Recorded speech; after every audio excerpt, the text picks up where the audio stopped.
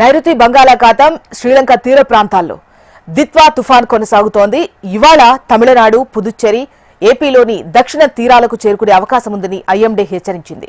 దిత్వా తుఫాన్ ప్రభావంతో ఏపీలో భారీ వర్షాలు కురుస్తాయని వాతావరణ శాఖ వెల్లడించింది. దీంతో తిరుపతి, నెల్లూరు, చిత్తూరు జిల్లాలకు రెడ్ అలర్ట్, ప్రకాశం, కడప, అన్నమయ్య, నంద్యాల, అనంతపురం, సత్యసాయికి ఎల్లో అలర్ట్ ను అధికారులు ప్రకటించారు.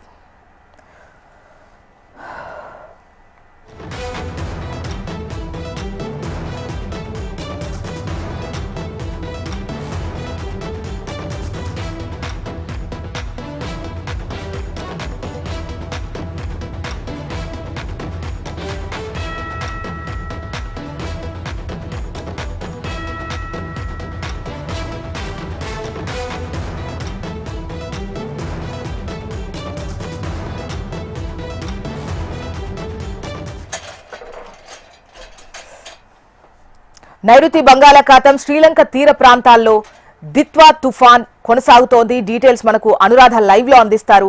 అనురాధ, ఐఎండీ ఎటువంటి హెచ్చరికలు, సూచనలు చేసింది? వెదర్ రిపోర్ట్ కు సంబంధించిన డీటెయిల్స్ ఎలా ఉన్నాయి?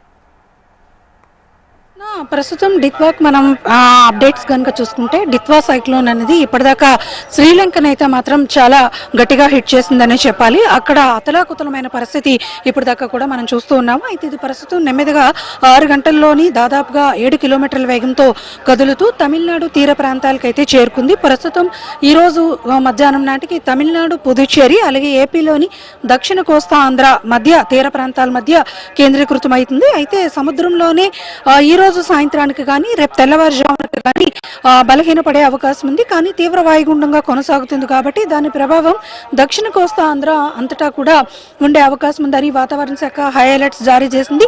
ఈ నేపథ్యంలో దక్షిణ కోస్తా ఆంధ్ర జిల్లాలైన నెల్లూరు, తిరుపతి, చిత్తూరు, వైఎస్ఆర్, కడప ఈ ప్రాంతాల్లో రెడ్ అలర్ట్స్ ఇచ్చారు. ఈ రోజు రేపు కూడా అక్కడ భారీ నుంచి అతి భారీ వర్షాలు, దాదాపుగా 20 సెంటీమీటర్ల వర్షం కురిసే అవకాశం ఉంది. మరోవైపు చూస్తే కనుక అనంతపురం, ఇతర అక్కడ రాయలసీమ పరిసర ప్రాంతాలు ఈ ప్రాంతాల్లో ఎల్లో అలర్ట్స్ ఇచ్చారు. అలాగే యానాం వరకు కూడా ఎల్లో అలర్ట్స్ ఇచ్చారు. ఇవన్నీ కూడా ఈ జిల్లాల్లో భారీ నుంచి అతి భారీ వర్షాలు, కొంత మోస్తరు వర్షాలు కూడా కురిసే అవకాశం ఉంది. ఇటు ఉత్తర కోస్తా అంతా కూడా పొడి వాతావరణం ఉంటుందనేది కూడా వాతావరణ శాఖ తెలిపింది.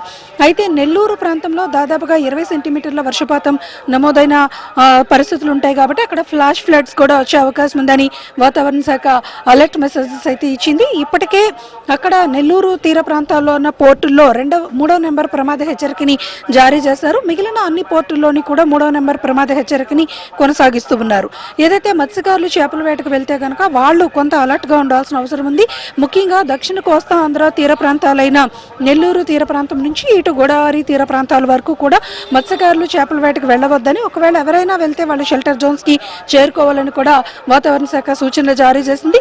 ఈ నేపథ్యంలోనే ఏదైతే విపత్తుల శాఖ నుంచి జిల్లా యంత్రాంగం అంతా కూడా అప్రమత్తమయ్యారు. మంత్రి వెంగళపూడి అనిత కూడా అధికారులతో సమీక్షా సమావేశాన్ని నిర్వహించి అక్కడ రెయిన్ ఎఫెక్టెడ్ ఏరియాస్ ఏవైతే ఇచ్చారో అలర్ట్స్ ఇచ్చిన జిల్లాల్లో జిల్లా యంత్రాంగం అప్రమత్తంగా ఉండాలని చెప్పి సూచనలు జారీ చేశారు.